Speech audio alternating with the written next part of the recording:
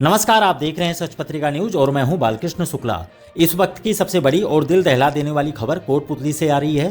कोटपुतली के अजीतपुरा कला गांव में सोमवार को उस समय हड़कंप मच गया जब जायज मांगों को लेकर प्रदर्शन कर रहे ग्रामीणों और एक माइनिंग कंपनी के लोगों के बीच खूनी संघर्ष हो गया। बात इतनी बढ़ गई कि लाठी डंडों के साथ साथ सरेआम गोलियां चली, जिसमें एक व्यक्ति को गोली लगने की खबर है और करीब 1 दर्जन लोग घायल हो चुके हैं।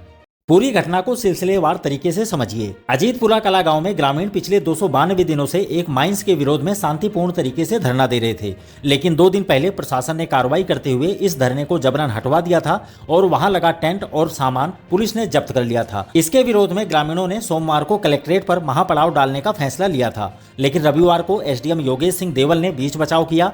उन्होंने धरनार्थियों से बातचीत की और आश्वासन दिया कि उनका सामान वापस दे दिया जाएगा और वह शांतिपूर्ण तरीके से अपना धरना दोबारा शुरू कर सकते हैं। पूर्व सरपंच नेतराम ताखर के मुताबिक इसके लिए प्रशासन से बाकायदा लिखित अनुमति भी ली गई थी, लेकिन सोमवार को जब ग्रामीण दोबारा धरना स्थल पर पहुंचे तो वहां का नजारा बदला हुआ था। एनएलसी कंपनी से जुड़े लोगों ने वहां पहले ही मिट्टी डलवा दी थी ताकि ग्रामीण बैठ न सके। नेतराम ताखर ने बताया कि उन्होंने तुरंत इसकी सूचना एसडीएम योगेश सिंह देवल को दी। एसडीएम ने कहा कि मिट्टी हटवा दी जाएगी, आप मुझे लिखित में एप्लीकेशन दे दो। इसके बाद नेतराम ताखर खुद एप्लीकेशन देने कोटपुतली के लिए रवाना हुए और ग्रामीण धरना स्थल के पास ही उनका इंतजार करने लगे। आरोप है कि इसी दौरान कई वाहनों में सवार होकर आए एनएलसी कंपनी से जुड़े कुछ आपराधिक प्रवृत्ति के लोगों ने अचानक निहत्थे ग्रामीणों पर हमला बोल दिया। प्रत्यक्षदर्शियों के अनुसार हमलावरों ने लाठी डंडों से बुजुर्गों और महिलाओं को बेरहमी से पीटा और इस दौरान अंधाधुंध फायरिंग भी की गई। इस फायरिंग में जगदीश नाम के एक ग्रामीण के पैर में गोली लग गई। वहीं महेंद्र कुमार मीणा, करिश्मा, दशरथ, सुगन चंद और मदन लाल समेत करीब 1 दर्जन लोग इस हमले में गंभीर रूप से घायल होकर मौके पर ही गिर पड़े। घटना की सूचना मिलते ही गांव में कोहराम मच गया। घायलों को तुरंत कोटपुतली के राजकीय बीडीएम जिला अस्पताल पहुंचाया गया। एक साथ इतनी बड़ी संख्या में लहूलुहान लोगों के अस्पताल पहुंचने से वहां अफरा तफरी का माहौल बन गया। अस्पताल परिसर में ग्रामीणों की भारी भीड़ जमा हो गई। डॉक्टरों ने प्राथमिक उपचार के बाद 3 लोगों को नाजुक हालत को देखते हुए उन्हें तुरंत जयपुर रेफर कर दिया है। इधर मौके पर पहुंची पुलिस ने घटना स्थल से कारतूस बरामद किए हैं, जिन्हें ग्रामीणों ने पुलिस के हवाले किया है। लेकिन इस पूरे मामले में प्रशासन के रवैये पर भी बड़े सवाल खड़े हो रहे हैं। पूर्व सरपंच नेतराम ताखर ने आरोप लगाया है कि इतनी बड़ी वारदात होने और उच्चाधिकारियों को सूचित किए जाने के बाद भी अस्पताल में कोई जिम्मेदार अधिकारी सुध लेने नहीं पहुंचा। ग्रामीणों का सीधा आरोप है कि इस माइंस में सत्ताधारी दल यानी भाजपा के बड़े नेताओं की संलिप्तता है और इसी राजनीतिक रसूखात के चलते अधिकारी कोई कार्रवाई नहीं कर रहे।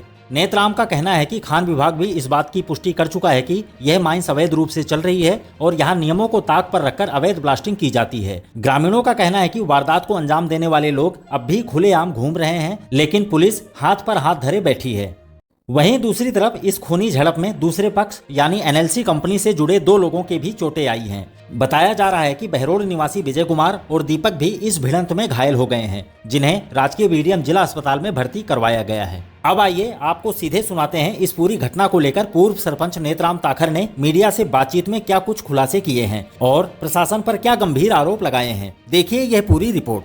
पूछ करने वाले थे पूरे ग्रामवासी, लेकिन हमारे को एसडीएम महोदय द्वारा सूचना मिली कि आपका टेंट है जो वापस है सामान आप ले लें और आप अपना धरना वहाँ शांति प्रिय जारी रखें। हमने कल एसडीएम साहब को लिखित में दे दिया था कि हम हमारा टेंट ले जा रहे, हमारा धरना वहीं लगाएंगे जहाँ पहले था। तो एसडीएम महोदय ने मारक करके थाना सरुंड को दे दिया था, इनका सामान सुपुर्द किया जाए, इनका टेंट दे दिया जाए। हम सुबह जब पूरे गांव को बिठाकर एक मीटिंग करी कि अपना कूच करने का कैंसिल करते हैं, प्रशासन ने अपना टेंट दे दिया से सामान और अपन शांति प्रिय वहाँ बैठेंगे। रात को माइंस खनन माइंस द्वारा वहाँ मिट्टी डाल दी गई 10 टन पर। हमने सुबह 8 बजे मैंने एसडीएम महोदय को फोन किया, साहब वहाँ मिट्टी डाल दी। तो बोलो सरपंच जी आप एक लिखित में कागज मुझे दे जाओ, शमशान का रास्ता बंद करके मिट्टी डाल दी, आप मुझे एक एप्लीकेशन दे जाओ। मैंने गाँव को समझा कि भाई अपने शांति प्रिय रहना, मैं जब तक एसडीएम साहब के पास जा रहा हूँ वहाँ से लिखित में लेके आएंगे, फिर अपना टेंट लगाएंगे, आराम से बैठेंगे, उधर मत जाना। वो लड़के लड़ाई के मुंड में रात से घूम रहे हैं। तो हम हमारी जो जोड़ है वहाँ ये 10 आदमी 10 महिलाएं वहाँ पेड़ के नीचे बैठने के लिए आ रहे थे। सरपंच जब तक आता है अपना काम करेंगे। इतने में 10 से 20 किशन टापरी की टीम जो है, बलेस की टीम जो है, जो वहाँ रहती है, जिनकी हमने बार बार प्रशासन को शिकायत की है, ये लड़के हथियार रखते हैं, ये पिस्टल रखते हैं, ये हमें कभी भी जान मान का खतरा इनसे हो सकता है, ये अवैध माइंस चल रही है। लेकिन हमारी कोई सुनाई नहीं, बार बार हमारे ऊपर ही मुकदमे लगाए गए, हमारे को डराया धमकाया जा रहा है माइंस चलाने के चक्कर में। और जैसे ही मुझे फ़ोन किया कि यहाँ तो फायरिंग हो गई, मैंने तुरंत हर अधिकारी को फोन किया, किसी ने मेरा फोन नहीं उठाया। मात्र 2 पुलिस वाले वहाँ जाते हैं, ओम प्रकाश जी वहाँ, हमने वहाँ पिस्टल की जो फायरिंग की गोली है वो बरामद करा दी। 2-3 आदमियों के फायरिंग हुई है, बाकी सिर में चोट। बहुत हमारा जीना दुसार कर रखा है इन बदमाशों ने।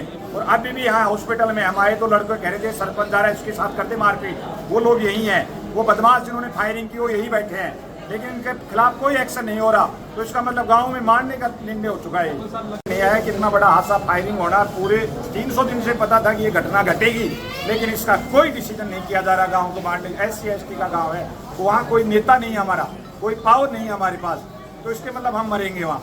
और इलीगल तरीके से माइंस एमी ने लिख दिया कि माइंस गलत चल रही है, लिखित में हमने ले लिया, लेकिन कोई हमारा वो देख रहे ना। कम से कम 10-15 आदमी घायल हो गए, गांव में भय बन गया, माहौल हो रहा है खराब। तो महेंद्र कुमार मीणा है जो बोल नहीं रहा, जो संग्रह समिति का इस पे मैन था, टारगेट किसी को उसने मारा है। एक मदन आर्य जो धंधा हमारा खोलता था, बेचारा पानी का काम करता, उसको जिन आदमियों को चिन्हित उन लोगों ने कर रखा है। इसमें हमारे 1-2 गांव के भी लोग मोनवल है जो समाचार देते हैं कि यहाँ से मीटिंग पोस्टपोन्ड हो गई और अब ये लोग उधर आ रहे हैं, सरपंच चला गया हाकिम के पास।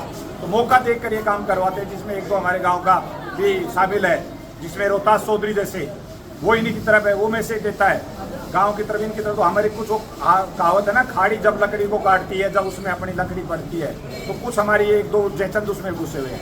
सामने हाथ जोड़ लेते हैं कि हमारी बात की बस की बात नहीं, राव साहब की माइंड है, बड़े नेताओं की माइंड से। कल हम शुक्रवार को माननीय विधायक साहब के पास गए, हंसराज जी पटेल जी के पास, कि साहब हमारा धरना उठ गया। सीधा हाथ जोड़ के कहने लगा कि मेरे बस की बात नहीं है, जिसने धरना उठाया उसी के पास जाओ, सब आप जनप्रतिनिधि मान लेके हमारे। फिर उन्होंने हमें एक आश्वासन दिया कि मैं कलेक्टर साहब से 2 घंटे में आपकी मीटिंग कराता हूँ, आपकी बात कराता हूँ। उसके बाद कोई हमारा फोन रिसीव नहीं किया, नहीं कोई। उसके बाद हमने प्रशासन से बात की, तो प्रशासन ने सीधा SDM साहब ने कहा कि यार मैं अभी आया था, मुझे इस पता नहीं था, मुझे लीड क्षेत्र बताया गया, कुछ चीज़ें मेरी नॉलेज में नहीं थी, मैंने जल्दी में डिसीजन दे दिया, आप से सम्मान अपना धरना दें और आगे से ऐसा नहीं होगा, आप शांति प्रिय बन। लेकिन शांति से बढ़िया इन लोगों ने रात को ही मिट्टी डाल दी। इनको तय था कि गांव में एक भय बनाए, माहौल खराब करे, मारपीट करे, गांव दहशत का हमारा नहीं आएगा। कुल मिलाकर कोटपुतली बहरोड क्षेत्र का यह विवाद अब एक बेहद गंभीर मोड़ ले चुका है। एक तरफ जहां ग्रामीण अपनी जमीन और पर्यावरण को बचाने के लिए लगभग 300 दिनों से लड़ाई लड़ रहे हैं, वहीं दूसरी तरफ रसूखदारों के हौसले इतने बुलंद हैं कि दिन दहाड़े गोलियां चल रही हैं। अब देखना यह है कि पुलिस प्रशासन इस मामले में निष्पक्ष कार्रवाई करता है या राजनीतिक दबाव के आगे झुक जाता है। यदि आपको हमारी खबरें पसंद आती हैं तो वीडियो को लाइक करें, चैनल को सब्सक्राइब करें और अधिक से अधिक शेयर करें। दोबारा मिलते हैं इसी तरह की दूसरी ताजा खबरों के साथ। नमस्कार। न झुकेंगे न रुकेंगे, जहां सच छुपाया जाएगा वहीं से उठेगी ये आवाज। सच पत्रिका न्यूज, सबसे तेज, सच और सटीक खबरें।